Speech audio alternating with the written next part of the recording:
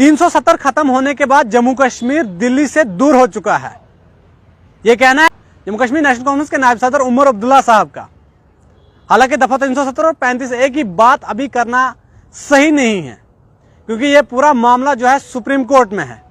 आपको याद होगा कि 5 अगस्त 2019 के बाद जम्मू कश्मीर से दफा 370 और 35 को मंसूख कर दिया गया था, और भाजपा हुकूमत यह कह रही है कि दफा 370 और 35 के बाद जम्मू कश्मीर को हिंदुस्तान का अटूट अंग बनाया गया है।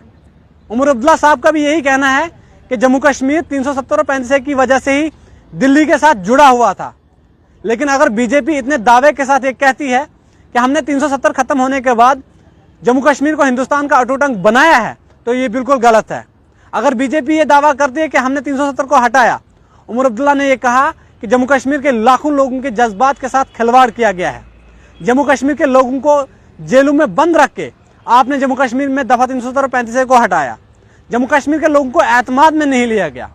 उमर अब्दुल्ला यहाँ पर ही नहीं रुके, उन्होंने कुपवाड़ा टाउन हॉल में वर्कर से खिताब करते हुए ये कहा कि बीजेपी ने जम्मू कश्मीर में 5 अगस्त 2019 के बाद लोगों के साथ जो वादे किए थे वो भी पूरे नहीं किए, जिसके बाद जम्मू कश्मीर के लोग नाराज हैं।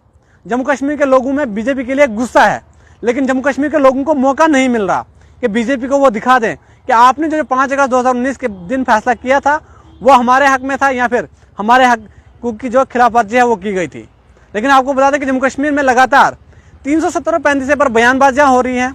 आपको ये भी बता दें कि पार्लियामेंट सेशन इस वक्त चल रहा है, वहां पर अमित शाह ने यह कहा कि बीजेपी ही ऐसी हुकूमत है जो दफा 370 और 35 को मनसूख कर सकती थी। देश में 2 विधान 2 निशान नहीं चलेंगे। जिन्होंने भी यह कानून बनाया था वो बिल्कुल गलत था। अपोजिशन पार्टियां जब ये कहने लगी कि जनाब आपने 370 और 35 के बाद जम्मू कश्मीर के लोगों की खिलाफ वर्जी की है, वहां पर जो है लोगों के साथ जो वादे किए गए थे वो पूरे नहीं हुए हैं। अमित शाह ने यह कहा कि कोई खिलाफ वर्जी नहीं हुई है, आपके कहने से कुछ नहीं होता। बीजेपी हुकूमत जो कहती है वो करके दिखाती है। जिस बात को बीजेपी ने 1950 में अपने मैनिफेस्टो में रखा था कि जब भी बीजेपी इक़्तिदार में आएगी वो जो है दफा 370 और 35 को खत्म कर देगी। उमर अब्दुल्ला ने यह कहा कि जम्मू कश्मीर में लोगों के साथ वादे किए गए थे कि जनाब जम्मू कश्मीर में बिजली जो है 24 घंटे मिलेगी, लेकिन जमीनी हकीकत कुछ और ही बयान कर रही है। लोगों को आज बिजली नहीं मिल रही है, स्मार्ट मीटर्स लगाए जा रहे हैं, पैसे वसूले जा रहे हैं, लेकिन उसके बावजूद भी लोगों को जो है बिजली नहीं मिल रही है। उमर अब्दुल्ला ने यह भी कहा कि बीजेपी वालों से जब ये पूछा जाता है कि जनाब इलेक्शन कब करवाओगे जम्मू कश्मीर में, तो उनका जवाब होता है कि ये इलेक्शन कमीशन ऑफ इंडिया का काम है। जब इलेक्शन कमीशन ऑफ इंडिया से पूछा जाता है वो ये कहते हैं कि जनाब हमें अभी बीजेपी के लीडर से मशवरा करना पड़ेगा। उन्होंने कहा कि इन दोनों की आपसी अंडरस्टैंडिंग के बीच में जम्मू कश्मीर के लोग अपने हकूक से महरूम हो रहे हैं। 2014 के बाद यहाँ पर असेंबली के इंतखाबात नहीं हुए हैं, लोगों को चुने हुए नुमाइंदों को चुनने का मौका नहीं मिल रहा है, लोगों को अपने हकूक से महरूम रखना, ये कहाँ की डेमोक्रेसी है? फिर किस तरह से बीजेपी ये दावा करती है कि जम्मू कश्मीर जो है हिंदुस्तान का अटूट अंग है? उमर अब्दुल्ला ने यह भी कहा कि हाल ही में 5 राज्यों में असेंबली इंतखाबात करवाए गए। अगर जम्मू कश्मीर हिंदुस्तान का अटूट अंग बना हुआ है तो फिर जनाब अपने यहाँ पर असेंबली इंतखाबात क्यों नहीं करवाए? जम्मू कश्मीर में अगर G20 हो सकता है, यहाँ पर लेजेंड क्रिकेट लीग हो सकता है, जम्मू कश्मीर के हालात जो है इसका मतलब पूरा मन है।